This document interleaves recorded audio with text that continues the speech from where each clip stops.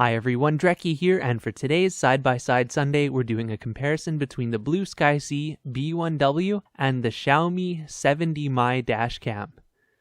These are two very similar dashcams in terms of design, specification, and price. So I'm going to show you the differences between these two cameras as well as a couple examples of video quality so you can decide which one is more worthwhile for you. Accessories included in the box is quite similar, the main difference being that the B1w's car adapter has a built-in USB cable, whereas the USB cable on the 70mm is separate. The two cameras look fairly similar too. They're both cylinders and about the size of a lipstick tube. The 70mm is a little bit bigger though. The B1w is a solid black, whereas the 70mm is a little bit more grayish. Neither camera has a screen, so you're required to use the app and a smart device for setup. Both cameras include a sticky mount that tapes to the car window.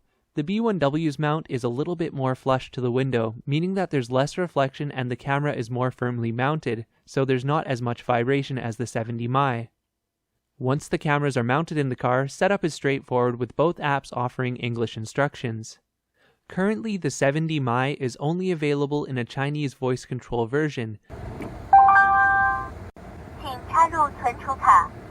There is an English version coming soon, but it's only available on Indiegogo. On the other hand, the B1w is in English, but it doesn't feature voice control, so if you desperately need that feature, you're gonna have to wait for the 70mm English version. Please insert in the card. Now let's talk about video quality.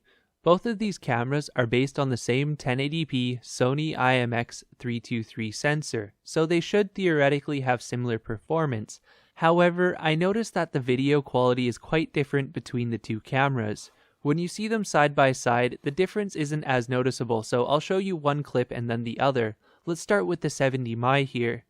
In daylight, the 70mm produces decent colors, albeit a little bit muted. There is a decent amount of detail for a 1080p dashcam, however license plates aren't as readable as I would like. In many situations, I find that the camera seems to focus a little bit too close to the front of my hood, meaning that things that are farther away are slightly blurry and out of focus. Now let's take a look at this same scene with the B1w. The B1w on the other hand is sharp, almost over-sharpened. The end result is video that has very high contrast, meaning that bright parts are sometimes too bright and dark parts are sometimes too dark. But in most cases, this actually makes it easier to read license plates than the 70mm. When it comes to overcast lighting, I think the B1w has the edge. The higher contrast and sharper video means that license plates are a little bit more readable.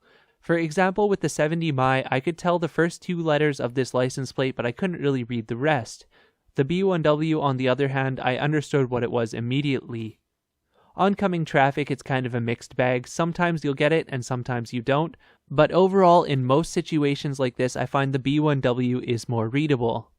The other place where the B1w has the edge is distance sharpness.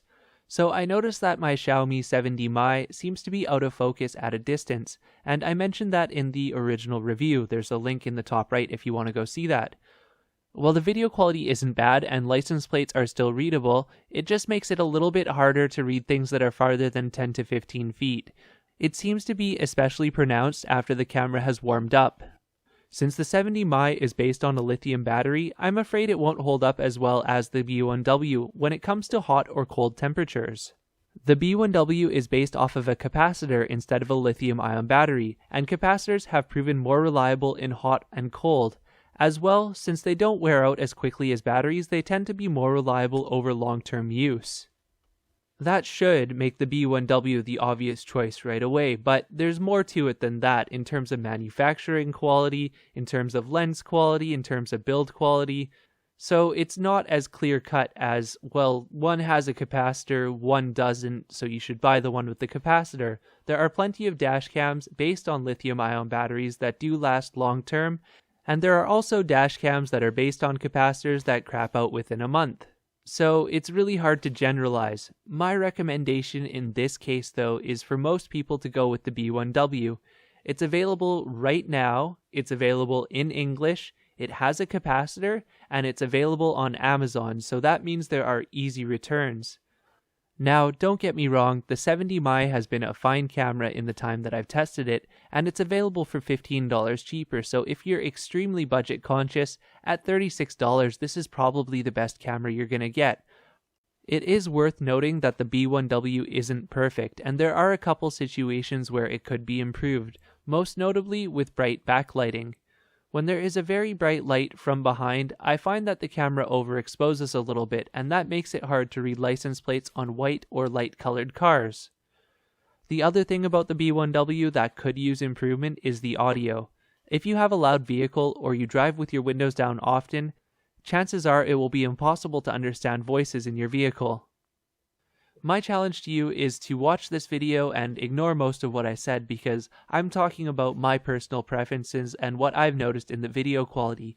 Your own preference will dictate which one you prefer more, the 70mm or the B1w. And when it comes down to video quality, maybe the 70mm is slightly better in some situations, maybe the B1w is slightly better in some situations. It's really up to you to decide which you like better.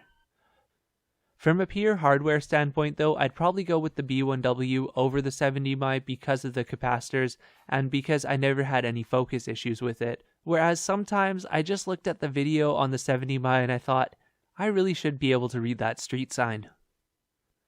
Thanks for watching. If you have any questions, leave them in the comments below and don't forget to subscribe because that helps me make more of these videos.